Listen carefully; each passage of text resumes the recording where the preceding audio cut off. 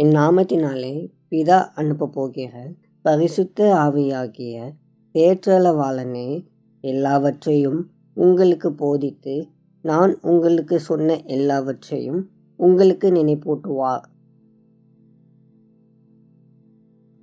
கிறிஸ்துவை பின்பற்றுகிறவர்களாக இருக்கும் உங்கள் வாழ்க்கை பயணத்தில் நீங்கள் எப்போதாவது என்ன செய்வதென்று தெரியாமல் திகைத்து நின்றவர்களாகவோ அல்லது எல்லாராலும் கைவிடப்பட்டு தனிமையாக இருப்பதை போன்று உணர்ந்தவர்களாகவோ இருக்கின்றீர்களா?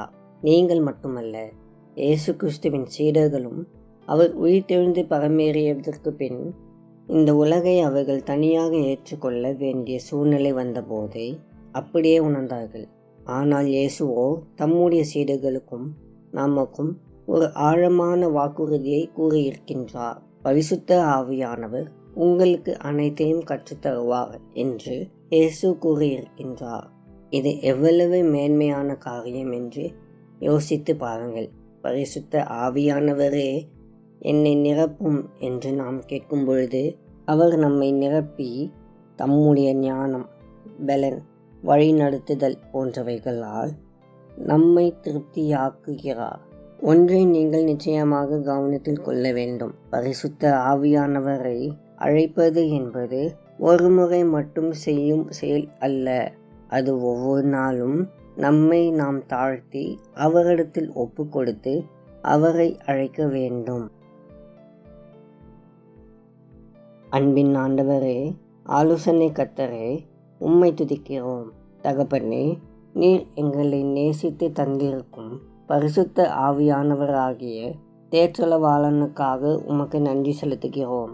பரிசுத்த ஆவியானவரே, இன்னும் உம்மை எங்களுடைய இதயத்திலும் வாழ்க்கையிலும் வரவேற்கின்றோம். நீர் வந்து உம்முடைய பிரசன்னத்தினாலும் உம்முடைய சமாதானத்தினாலும் உம்முடைய வல்லமையினாலும் நிரப்பும்படி எங்களை அர்ப்பணிக்கின்றோம். ஆவியானவரே, எங்கள் வாழ்க்கையில் வரும் பிரச்சனைகளை சமாளிக்கக்கூடிய ஞானமும் பலனும் எங்களுக்கு தாரும். அன்பின் ஆவியானவரே, கிறிஸ்து இயேசுவின் குணத்தை நாங்களும் பிரதிபலிக்கிறவர்களாக இருக்க உமது ஆவியின் கனிகளால் எங்களை நிரப்பும். நீரே எங்களுடைய ஆறுதலும் ஆலோசனை கர்த்தரும் வழிகாட்டியாகவும் இருப்பதற்காக உம்மை துதிக்கிறோம். பரிசுத்த ஆவியானவரே, இந்த வேளையும் எங்களை நிரப்பி வழிநடத்தும்படி உம்மை வரவேற்கின்றோம். இயேசுவின் மூலம் ஜெபிக்கிறோம் பிதாவே, ஆமேன்.